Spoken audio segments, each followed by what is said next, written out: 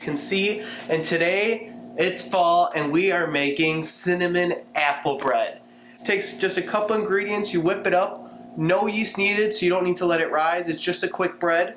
So to get started, what we have is 2 cups of flour as I place that in my bowl.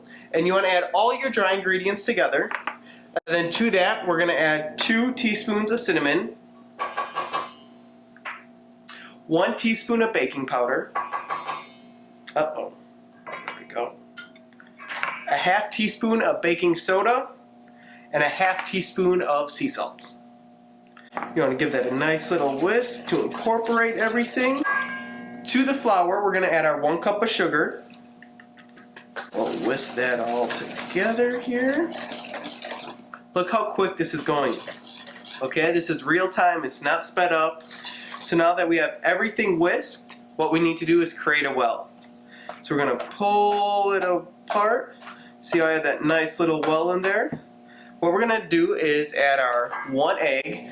Now, remember, might get repetitive, but make sure to always crack your egg in a different container and not into your batter, as you never want eggshells to get directly in.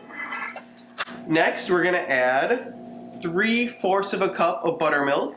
And if you don't have buttermilk, just go shy under 3/4 of the line with milk and 2 teaspoons of vinegar. So we'll add that right in.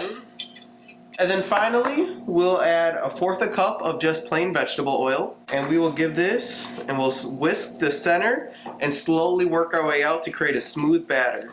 Now that the batter is all mixed together beautifully, what we're going to do is switch from a whisk to...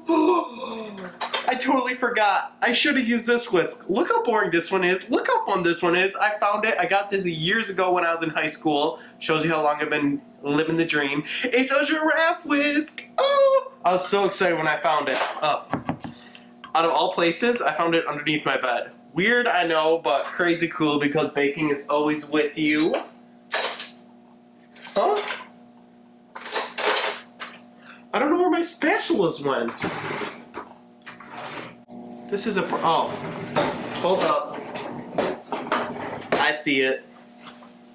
It was on the drying rack. Switch to a spatula because when you add your apples, it'll just get clumpy, so no. So, we have the batter here, and I have 2 medium-sized apples. You can use whatever apples you would like. I'm actually using apples that I just had in my fridge here, believe it or not.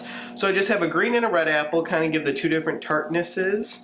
You want to peel them and chop them pretty small, about 1/2-inch cubes. So add your 2 apples, and then you're just going to fold the batter all together. Here, there we go.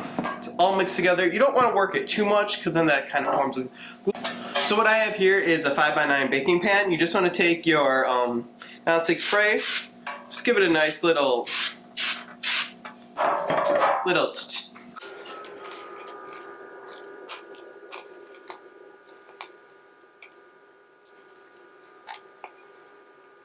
You want to give it a nice little spread around just to make sure everything is even.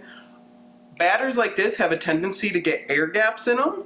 The reason is because you have that fresh fruit. So the best tip to give you so you don't get air gaps, there we go, is you take this and drop it. Best way to do it, now you know you'll have an even loaf, and also the even loaf will prevent or help prevent it from sticking more because the air can get in there and that can create suction. So it's easier to pop it out when it's done as well. Bake it in a 350-degree oven, and we're going to bake it for about 45 to 50 minutes.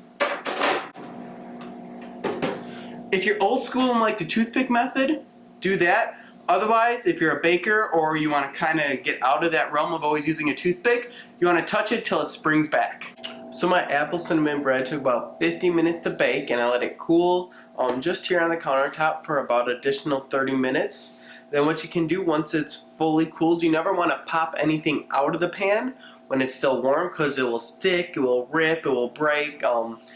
You'll be fighting the whole time. So let it fully cool. This is at room temperature now. All you need to do is flip it over. Look at this loaf. It smells so good. slice it up, serve it with some butter, glass of milk, or hot apple cider.